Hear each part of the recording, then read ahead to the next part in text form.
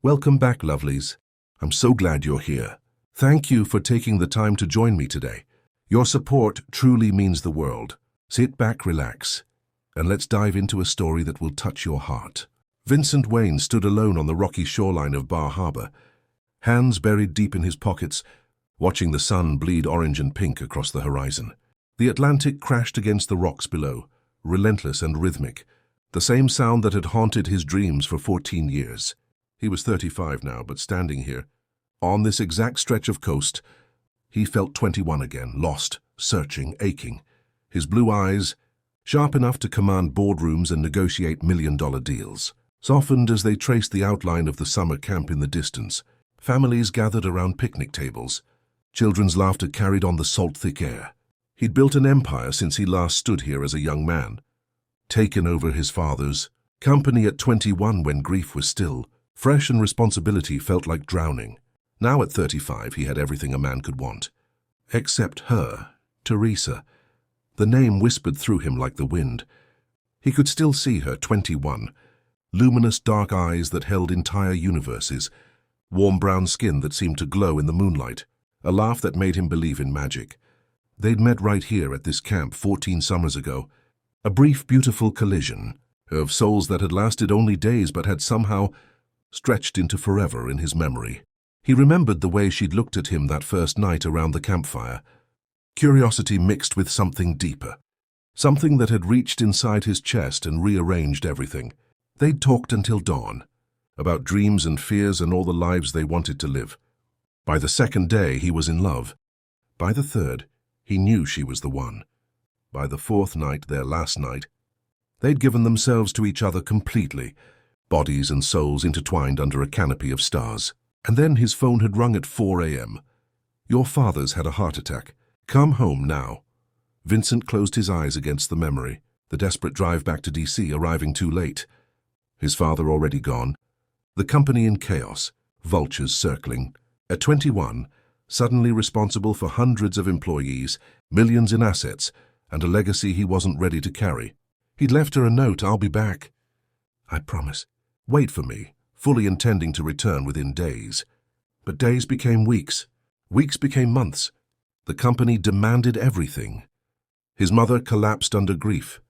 He was drowning in obligations, in a life that had been forced upon him before he was ready to wear it. When he finally came up for air and returned to Bar Harbor 3 months later, she was gone, no trace, no forwarding address. The camp had no records, just first names and cash payments. He'd searched. God, how he'd searched. Every social media platform, every Teresa he could find. He'd driven to addresses, knocked on doors, hoping to see those eyes again. But America was vast, and she'd vanished like morning mist over the ocean. So every summer for 14 years he'd come back here, retracing his steps, walking the same paths, sitting on the same rocks, hoping that somehow fate would bring her back to this place where their story began. His phone buzzed. His assistant, probably. Another crisis requiring his attention. But Vincent silenced it without looking. This week was his. This ritual was sacred, even if it was futile. One more year, he murmured to the ocean. One more year of searching for a ghost. Dallas, Texas. Teresa Mason's hands moved with practiced grace through pink roses, trimming stems at precise angles before sliding them into the crystal vase. Her flower shop, Wildflower and Grace, smelled like summer gardens and new beginnings, even though the Texas heat outside suggested hell had opened a branch office in Dallas. She was 35 now, and the years had carved her into someone she barely recognized, from that girl in Maine. Her dark eyes, once so open and trusting, now held a guardedness that came from being left behind. Her warm brown skin still glowed, but there were shadows beneath her eyes from many sleepless nights building a business while raising 2 children alone. Well, not entirely alone.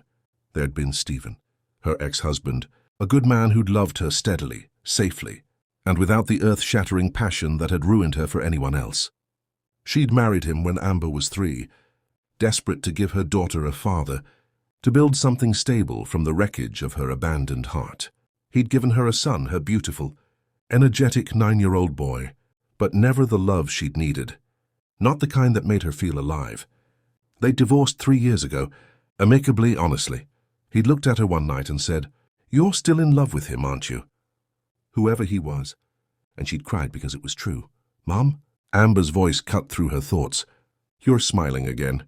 Teresa looked up to find her daughter, 13 years old, beautiful in that awkward adolescent way, with hazel eyes that were too familiar, too painful. Watching her with that knowing expression teenagers somehow mastered. Was I? Teresa set down the roses, wiping her hands on her apron. "You always smile when you think about him." Amber hopped up onto the counter, swinging her legs. "Tell me the story again." "Amber, you've heard it 1,000 times. Tell me anyway, please. For my birthday?" Teresa's heart squeezed. 13, her baby was 13, the same amount of time that had passed since that summer. "Since him," she sighed, leaning against the counter beside her daughter. "We met at a summer camp in Maine, Bar Harbor. I was 21, visited there for the summer. He was 21, visiting with friends. We saw each other across the bonfire, and it was like recognition, like we'd known each other in every lifetime and were just finding each other again in this one." Amber leaned her head against Teresa's shoulder. "And then we spent every moment together, talking, laughing, dreaming. We stayed up all night under the stars, making promises about the future. On the last night," Teresa's voice softened, "on the last night, we told each other we were in love." And we were. God, we were so in love it felt like the world had rearranged itself just for us. And then he left. The words hung heavy between them. Teresa swallowed hard. He got an emergency call. His father had a heart attack. He had to go home. He left me a note saying he'd be back. But he never came back. Did you try to find him? Every day for years.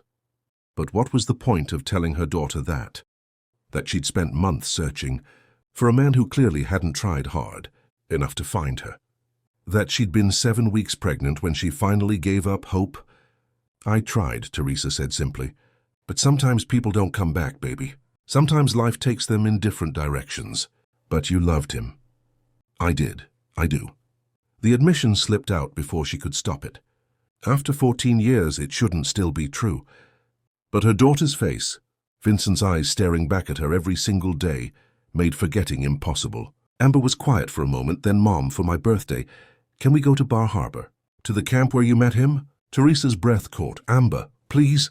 I want to see where I come from. Where your story started. Where you were happy. Where her heart had been. Broken into pieces she'd spent over a decade trying to reassemble."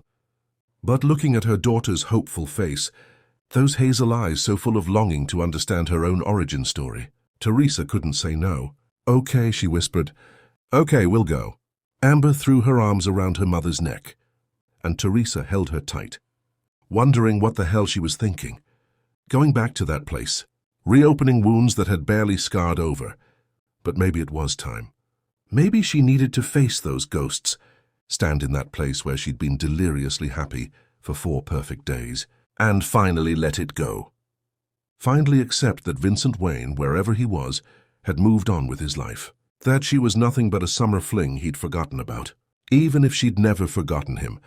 Even if their daughter asked about him every year on her birthday. Even if, late at night when she couldn't sleep, she still whispered his name into the darkness and wondered what if. At Bar Harbor, Maine, Vincent sat in his rental car outside the camp, staring at the faded photo in his wallet. 14 years old, creased and worn from being handled too many times. Teresa laughing at something he'd said. The ocean behind her, pure joy on her face. He'd taken it without her knowing, wanting to capture that exact moment of happiness. It was all he had left of her. Tomorrow he'd fly back to D.C., back to his empire, his empty penthouse, his life of everything and nothing. He'd tried dating. God knows he'd tried, but every woman paled in comparison. Every conversation felt shallow. Every touch felt wrong. He was in love with a memory, a ghost, a girl who probably didn't even remember him. Last summer, he told the photograph, "I'll come back one last time next year, and then I'll let you go. I promise." The words felt like a lie even as he said them. Because some loves don't let you go. Some loves become part of your DNA, woven so deep into who you are that cutting them out would mean cutting out your own heart. Vincent tucked the photo back in his wallet, started the car and drove toward the sunset. not knowing that fate was already writing a different ending to their story, not knowing that in 3 weeks she'd be here, not knowing that their daughter had just wished on a birthday cupcake for her mother to be happy again, not knowing that some loves were patient enough to wait 14 years for a second chance. 3 weeks had done nothing to prepare Teresa for this. She stood in the parking lot of the Bar Harbor summer camp, her hands gripping the steering wheel of their rented SUV long after she'd turned off the engine. The salt air drifted through the open window, that same crisp pine and ocean smell that had lived in her memory for 14 years. Her stomach twisted with something between nausea and nostalgia. "Mom, are you okay?" Her son's voice came from the back seat, innocent and concerned. Teresa forced a smile into the rearview mirror. "I'm fine, baby." Just remembering. Amber sat in the passenger seat, silent but watchful. At 13, she'd developed an unnerving ability to read her mother's emotions. Those hazel eyes, his eyes, studied Teresa's face with an intensity that made her feel transparent. "We don't have to stay if it's too hard," Amber said softly. But they did. Because her daughter had asked for this, because running from ghosts for 14 years hadn't made them disappear, because maybe, just maybe, standing in this place again would finally let her close that chapter and move forward. "No," Teresa said, opening the car door. "We're here. Let's make it a good week." The camp looked exactly the same. Weathered wooden cabins scattered among towering pines, the main lodge with its wide porch and rocking chairs, the path leading down to the rocky beach where she'd first kissed Vincent under a sky full of stars, everything unchanged, frozen in time, while she'd lived an entire lifetime. They checked in, unpacked, and by evening, Teresa found herself standing at the edge of the Commons area, watching families gather for the welcome bonfire. The exact bonfire where she'd met him, where their eyes had locked across the flames and the world had shifted on its axis. "Mom, come on." Her son grabbed her hand, pulling her toward the fire. Amber followed, quiet and observant, taking in everything like she was studying the scene of her own creation. Teresa let herself be pulled forward, forcing herself to breathe through the memories. She could do this. It was just a place, just a camp, and then time stopped. Because across the Commons area, silhouetted against the dying light, stood a man who made her heart forget how to beat. Tall, broad-shouldered, dark hair now touched with silver at the temples. He was reaching into his car, pulling out a jacket, and even from this distance, even after 14 years, she knew, the way he moved, the line of his shoulders, the profile that had haunted her dreams. Vincent. The world tilted. Sound became muffled, distant. Her vision tunneled until all she could see was him. He straightened, turned, and their eyes met. She watched the recognition hit him like a physical blow. He froze, jacket halfway to his shoulders, his face cycling through shock, disbelief, hope, and something that looked like pain. Those blue eyes, God, those eyes, widened as they locked onto hers, across 30 yards of grass and 14 years of silence. Teresa couldn't move, couldn't breathe, couldn't think beyond the single impossible truth. "He's here. He's really here, Mom?" Amber's voice seemed to come from very far away. "Mom, what's wrong? You look like you've seen a ghost." Vincent started walking toward them. No, not walking, moving with purpose, like a man who'd been searching for something precious and had finally found it. His eyes never left hers, and with each step he took, Teresa felt 14 years of carefully constructed walls begin to crack. She should run. She should grab her children and leave. She should protect herself from the man who'd promised to come back and never did. But her feet were rooted to the ground. He stopped 3 feet away, close enough for her to see the fine lines around his eyes, the way time had carved him into something harder and softer all at once. His lips parted, and when he spoke, his voice was exactly as she remembered, deep, warm, and now rough with emotion. Teresa, her name. Just her name. But the way he said it, like a prayer, like an apology, like coming home, made her eyes burn with unshed tears. "Vincent," her voice came out, barely above a whisper. They stood there, the world moving around them, families laughing, children playing, the bonfire crackling, but existing in their own suspended moment. 14 years of questions, accusations, longing, and loss stretched between them like a living thing. And then Amber moved, stepped closer to her mother, and Vincent's gaze finally broke from Teresa's face, to look at the teenage girl beside her. Teresa watched it happen in real time, the way his eyes widened, the way his breath caught, the way his gaze traced Amber's features, the shape of her face, the arch of her eyebrows, and then those eyes, those unmistakable hazel eyes that were his eyes staring back at him. "Is she?" He couldn't finish the question. His voice cracked on the words. Teresa's hand found Amber's shoulder. Instinctively protective, yes. The single word hit him like a bullet. She watched the color drain from his face, watched him stagger back a step, watched him press a hand to his chest, like he was trying to keep his heart from bursting through his ribs. 13, he whispered. 13, Teresa confirmed. Her son tugged on her hand, confused by the tension, by the way this stranger was staring at them like his entire world had just restructured itself. "Mom, who is this?" But Vincent had dropped to his knees. Right there in the grass, in front of God and everyone, he sank down until he was eye level with Amber. His hands were shaking. Tears streamed openly down his face. "You're my daughter," he said, his voice breaking. "You're my daughter, and I didn't know. I didn't, God, I didn't know." Amber looked at her mother, eyes wide, seeking confirmation of something she'd wondered her entire life. Teresa nodded, unable to speak past the lump in her throat. "You left us," Amber said quietly, and the words, so simple, so devastating, made Vincent flinch like he'd been struck. "I left a note," he said, looking up at Teresa now, desperate for her to understand. "I said I'd come back. My father died that morning, and I had to go home, but I swore I'd come back. Teresa, I came back. 3 months later I came back, but you were gone. I've been coming back every summer for 14 years looking for you. I've searched every—" His voice broke completely. "I didn't know. If I'd known about her, about our daughter, nothing on this earth could have kept me away. Nothing." The pain in his voice was real raw. Teresa felt it in her bones. And it made her angry because for 14 years, she'd told herself he hadn't cared enough to find her.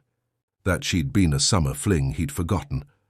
That he'd moved on with his life while she'd raised their daughter alone. "You said you'd be back," Teresa heard herself say, her voice hard despite the tears now streaming down her face. "You said you'd be back, and I waited. I waited for months, Vincent. Scared and alone and pregnant, and you never came. I tried to find you." His voice rose, desperate. "I didn't have your last name, didn't know where you were from. The camp had no records. I searched social media, drove to every Teresa I could find. I've been coming here every single summer, walking these paths, hoping I'd somehow run into you again, hoping fate would bring you back to me." "Well, congratulations," Teresa said bitterly, even as her heart cracked at the anguish on his face. Fate delivered. 14 years too late. "Mom." Amber's hand found hers, squeezed. When Teresa looked down, her daughter's eyes were filled with tears. "He's really my dad." The question broke something in Teresa. Because despite everything, the anger, the hurt, the years of resentment, she couldn't deny her daughter this truth. This man who was looking at Amber like she was the most precious thing he'd ever seen. "Yes, baby," Teresa whispered. "He's really your dad." Vincent made a sound somewhere between a laugh and a sob.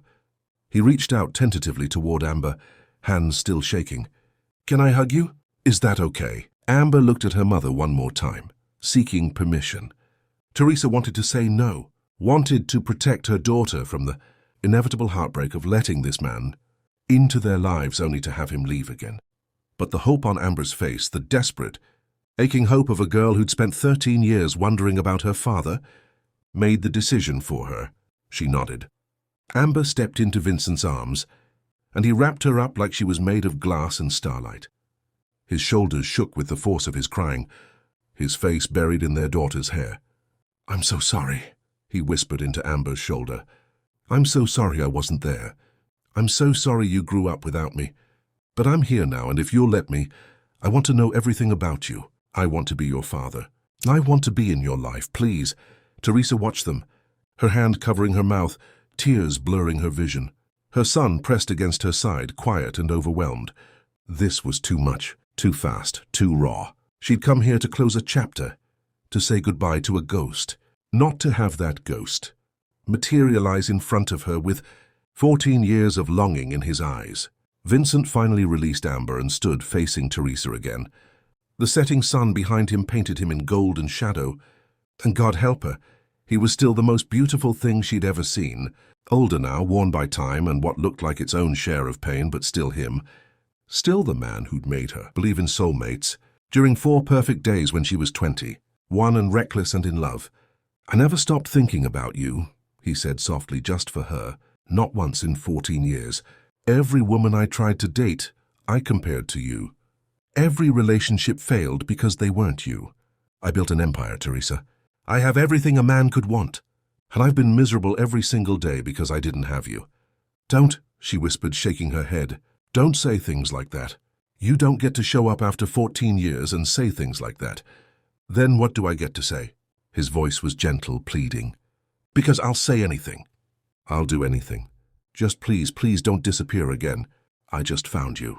I just found out I have a daughter. Please, Teresa, let me explain. Let me try to make this right." She wanted to say no, wanted to pack up her children and run before he could hurt them all. But Amber was watching her with those eyes, Vincent's eyes filled with desperate hope, and her son was tugging on her hand, whispering, "Who is he, Mama?" And Vincent was standing there looking at her like she was the answer to every prayer he'd ever whispered into the darkness. "Tonight," she finally said, her voice trembling. "After the kids are asleep. We'll talk tonight." The relief on his face was almost painful to witness. "Thank you. God, Teresa, thank you." "Don't thank me yet," she said quietly. "You broke my heart, Vincent. You shattered it into pieces I spent 13 years trying to put back together. I don't know if I can survive you doing it again."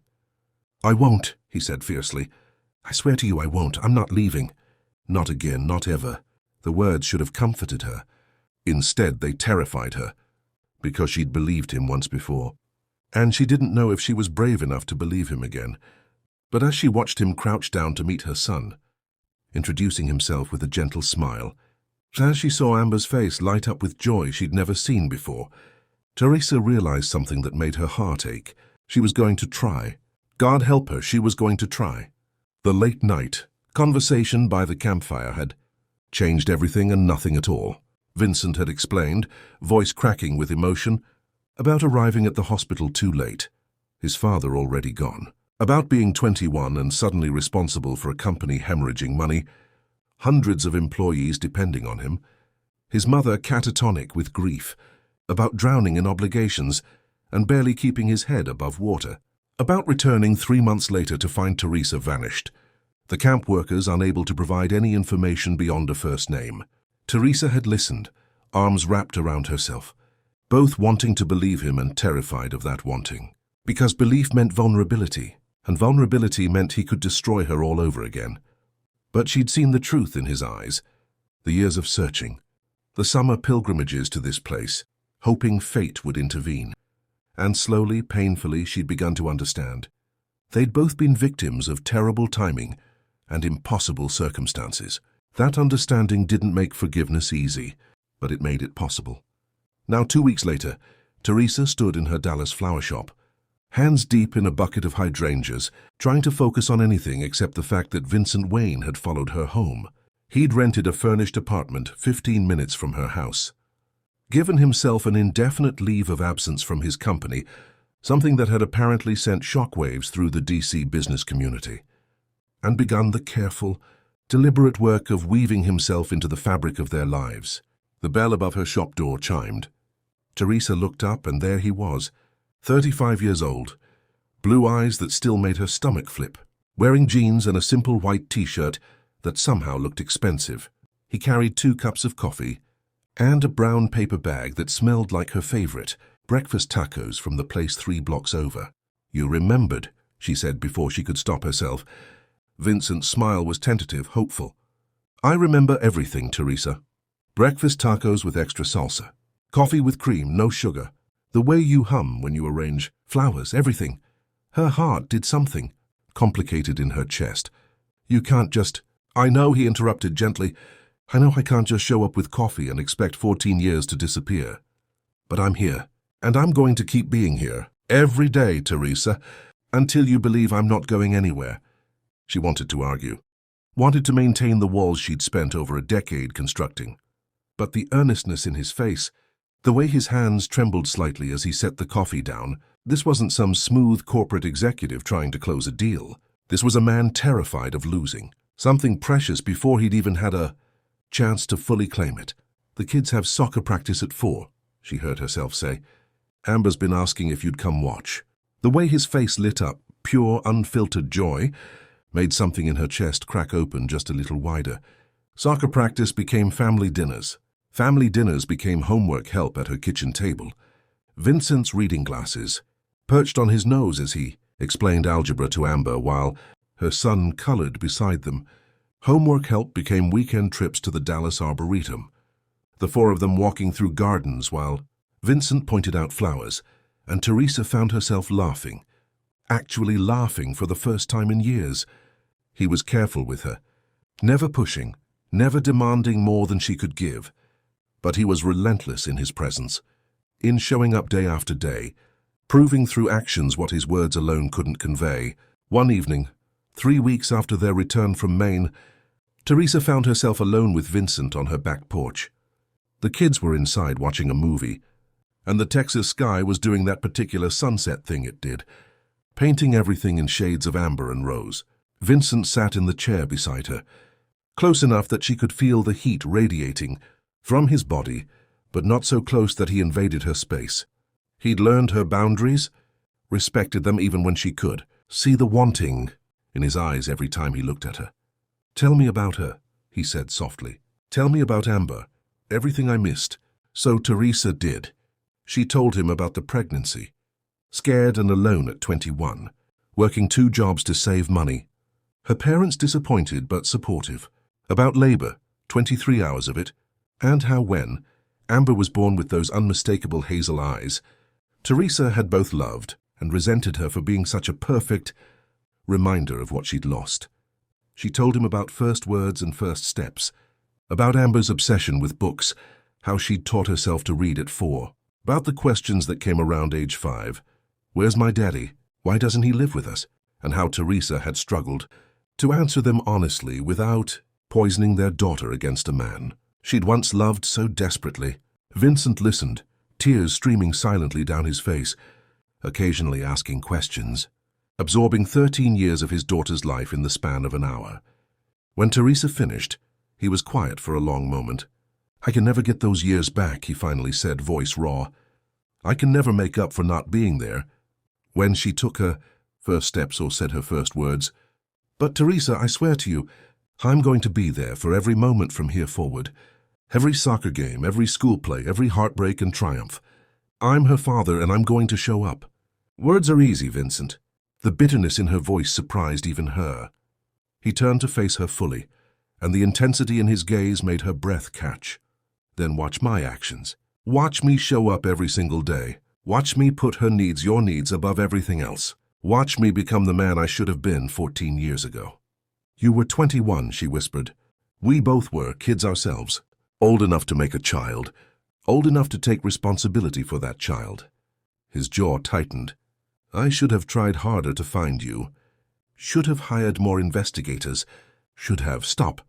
Teresa reached out without thinking, her hand covering his. The contact sent electricity shooting up her arm, and from the way Vincent's eyes darkened, he felt it too. She pulled her hand back quickly. "We can't live in should-haves. We're here now. That has to be enough." "Is it?" he asked quietly. "Is it enough for you, me being here?" The question hung between them, weighted with everything they weren't saying. The attraction that still crackled between them like a live wire. The history that both connected and separated them. The fear that lived in her chest every morning when she woke up wondering if today would be the day he realized this was too hard and left. "I don't know," she answered honestly. "I want it to be. But Vincent, I'm terrified. Every time my phone rings, I think it's you calling to say, 'You're going back to DC.' Every time you're 5 minutes late, I convince myself you're not coming. Every time I start to feel something, I panic because I can't." Her voice broke. "I can't survive you leaving again. And my children, God, they're already so attached to you. Amber looks at you like you hung the moon. And if you leave." "I'm not leaving." Vincent moved then, sliding from his chair to kneel in front of hers. taking both her hands in his despite the way she stiffened. "Teresa, look at me, please." She did, and the rawness in his face, the desperate need to make her understand, stole her breath. "I've spent 14 years searching for you," he said, each word deliberate, fierce. 14 years comparing every woman to a memory of 4 perfect days. I've built companies, made millions, had everything society says a man should want. And I've been empty, hollow, because you were the only thing I ever really wanted. And I lost you. Now I've found you again. I've found out I have a daughter, a beautiful, brilliant daughter who has my eyes and your smile. I've met your son, who's already teaching me about Pokemon cards and asking me to help build Lego sets. Why the hell would I walk away from that? Why would I walk away from the only thing that's ever made me feel whole? People leave, Vincent. The words came out small, broken. They promise they won't, and then they do. My father left when I was 12. You left, Stephen left. People always leave, not me. His grip on her hands tightened. Not this time. Not ever again. I know you're scared. I know trust takes time. But I've got time, Teresa. I've got all the time in the world, and I'm going to spend every day proving to you that I'm here to stay. She wanted to believe him. God, how she wanted to believe him. But the scar tissue around her heart was thick, and believing meant ripping it open again. Meant risking everything she'd fought so hard to build. Meant being vulnerable in a way that terrified her more than anything else in the world. "I need time," she whispered. "Take it." He brought her hands to his lips, pressed a gentle kiss to her knuckles that made her entire body shiver. "Take all the time you need. I'll wait. I'm good at waiting." But Vincent didn't just wait passively. He showed up. He showed up at 6 a.m. the next Saturday to help her prepare flower arrangements for a wedding, worked beside her in comfortable silence, learning her rhythm, anticipating what she needed before she asked for it.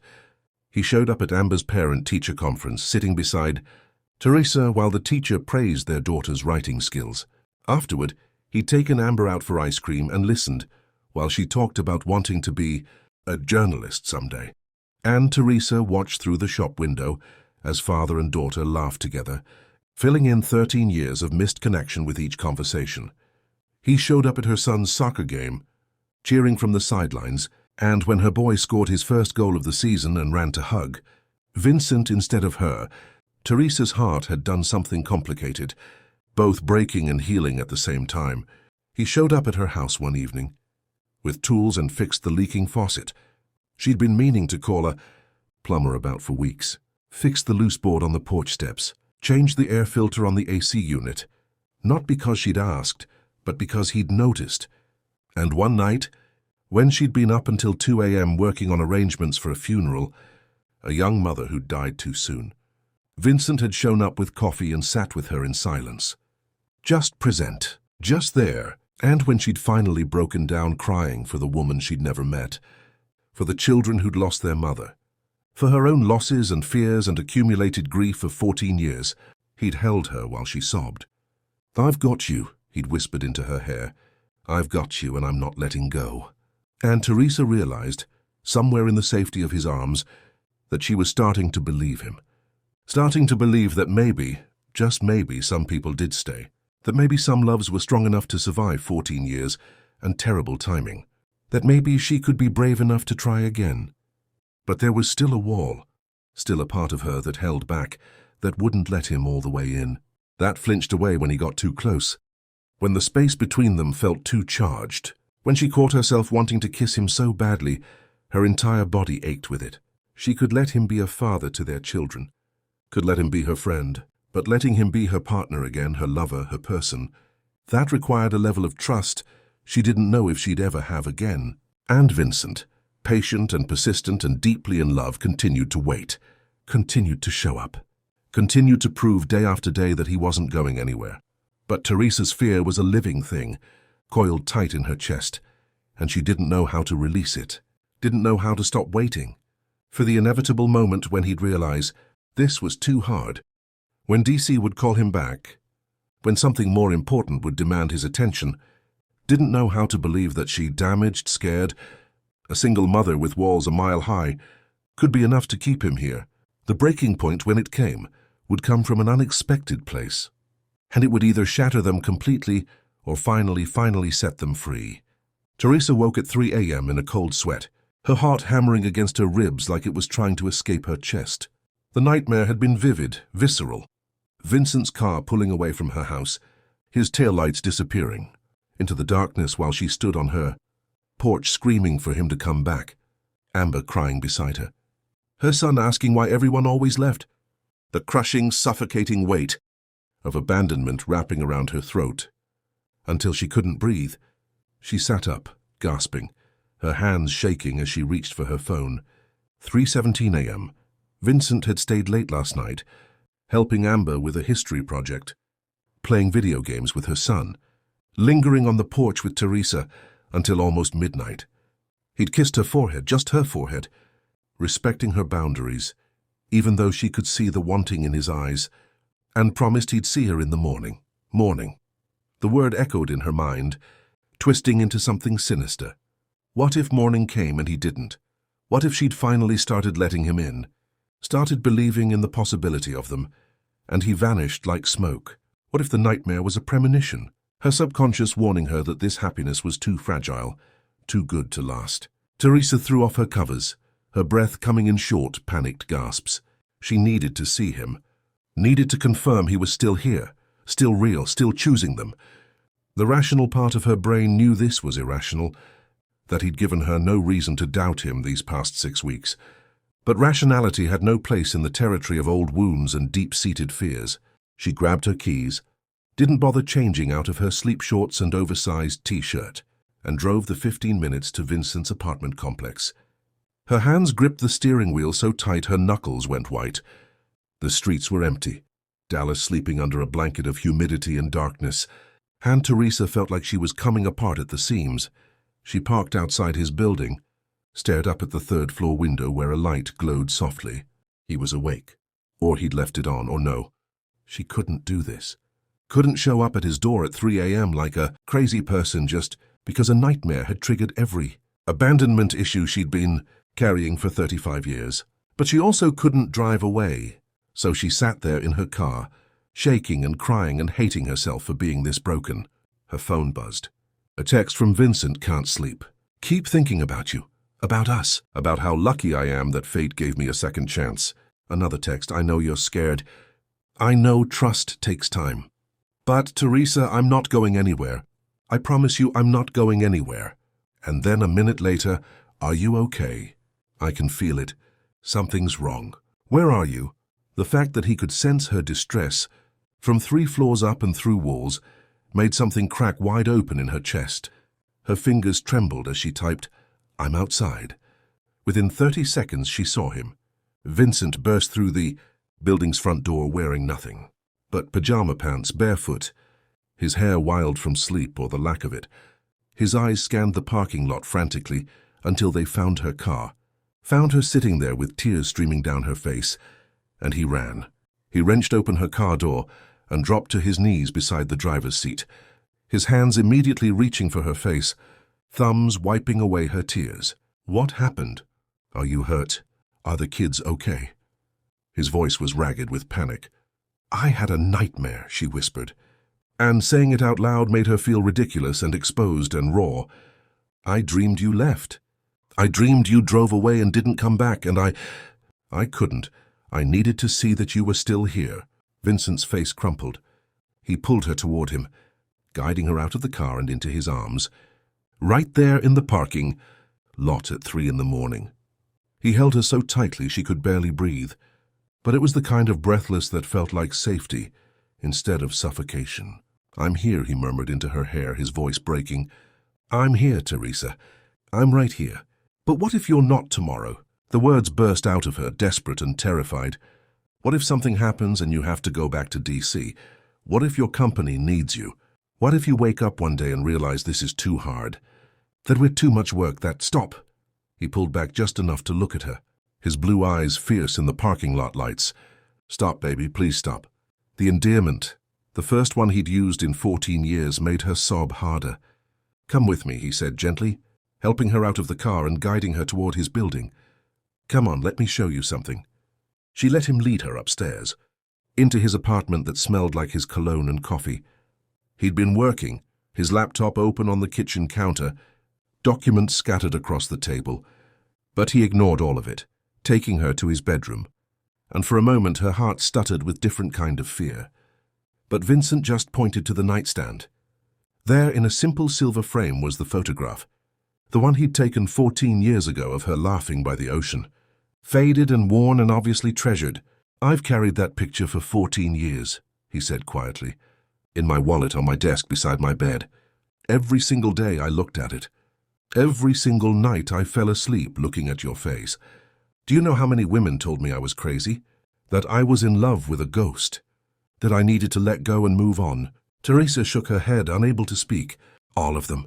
Every single one. And they were right, I was in love with a ghost. But now you're here. You're real. You're standing in front of me, and our daughter exists. And I've been given this impossible second chance that I don't deserve, but thank God for every single day." He cupped her face in his hands, forcing her to look at him. "You think I'm going to walk away from that? From you, from Amber, from your son who asked me yesterday if he could call me Dad?" He did. Fresh tears spilled over. He did.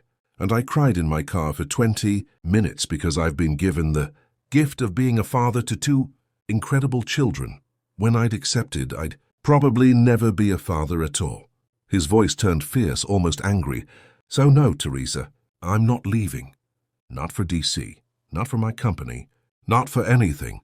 I've already talked to my board about making my position permanently remote. I've already started looking at houses here in Dallas because this apartment is temporary and I want a home. A real home. With you and our children. Vincent, I'm not done." He was crying now too, tears streaming down his face. "I love you. I've loved you since I was 21 years old and you laughed at one of my terrible jokes by that bonfire. I loved you through 14 years of not knowing where you were. I loved you through every failed relationship. And every lonely night and every summer, I came back to Maine hoping for a miracle. And now that I have you again, now that I know what we created together, now that I've tasted what our life could be." His voice broke completely. "Nothing on this earth could make me walk away. Nothing. Do you hear? Me. Nothing." Teresa had stopped breathing.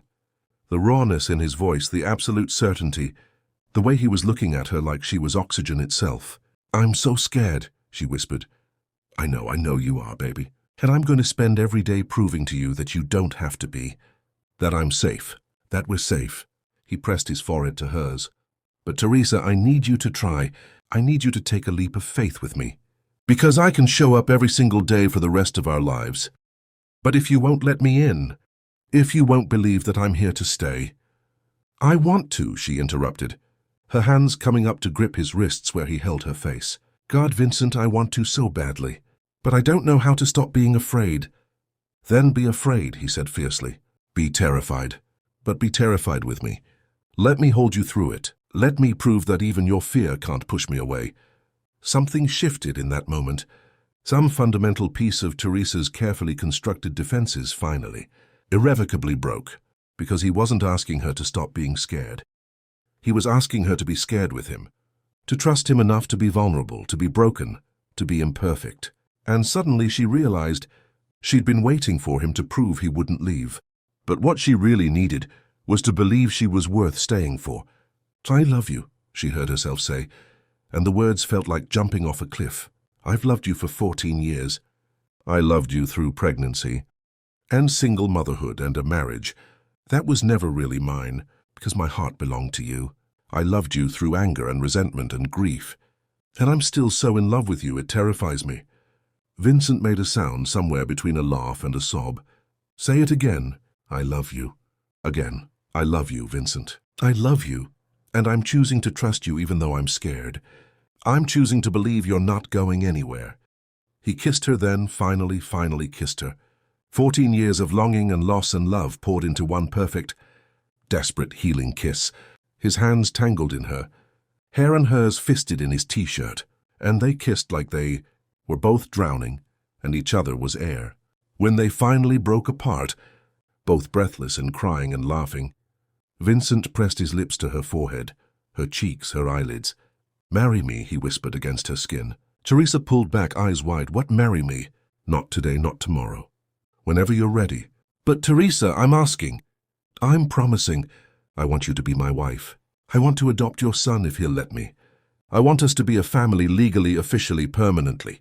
I want to wake up beside you every morning for the rest of my life and prove over and over that I'm never going anywhere. She should have said it was too soon. Should have been practical and cautious. And all the things she'd trained herself to be. But standing there at 3:30 in the morning, exhausted and terrified, and more in love than she'd ever been, Teresa found herself nodding. Yes, she whispered. Yes, I'll marry you. The smile that broke across Vincent's face was incandescent. He lifted her off the ground, spinning her around his small bedroom, and she found herself laughing. Actually laughing with pure, uncomplicated joy. 3 months later, they married in Bar Harbor, on the beach where they'd first kissed under stars 14 years ago. Small and intimate, just close friends and family. Amber stood as Teresa's maid of honor, crying happy tears throughout the entire ceremony. Her son, who'd shyly asked Vincent 3 months earlier if he could call him Dad, served as ring-bearer. Teresa wore a dress the color of summer sunsets. Vincent couldn't take his eyes off her the entire ceremony, couldn't stop the tears that streamed down his face as she walked toward him with Amber at her side. Their vows were raw, emotional, honest. Promises not of perfection but of presence. Not of never being afraid but of facing fear together. Not of a fairy tale but of a real, complicated, beautiful life built on choice and commitment. When Vincent kissed his bride, his wife, the ocean crashed against the rocks behind them, and it sounded like applause. 1 year later, Teresa woke to the sound of crying. Not the children, a different cry, newer, smaller. She smiled, exhausted but happy, and started to get up. But Vincent's hand on her shoulder stopped her. "I've got him," he murmured, pressing a kiss to her temple. "You rest." She watched him cross their bedroom, their home, a beautiful house they'd bought together 6 months ago, and lift their son from the bassinet, 3 months old, with Vincent's blue eyes and Teresa's smile, and the final piece of their family. Vincent walked their baby boy back to bed, settling against the headboard with their son cradled against his bare chest. He looked at Teresa with such profound love and contentment that it took her breath away. "I love our life," he said softly. "Every messy, chaotic, perfect moment of it." Teresa curled against his side, careful not to disturb the baby. Through the window, she could see the first hints of Dallas sunrise painting the sky. Down the hall, Amber and her brother, their children, all of them, a family of 5, slept peacefully. "No more nightmares?" Vincent asked, knowing her so well after a year of marriage, years of loving. "No more nightmares," she confirmed. "Only dreams that came true." He kissed her, soft, sweet, full of promise. Their son made a small sound between them, and they both laughed quietly. "Happy?" Vincent asked. Teresa looked at their baby, thought of their children down the hall, felt the weight of the wedding ring on her finger, and the solid, steady presence of the man beside her. The man who'd searched for her for 14 years. The man who'd shown up every single day. The man who'd proven that some loves were worth waiting for. "Happier than I ever thought possible," she whispered. And it was true, because sometimes love got lost.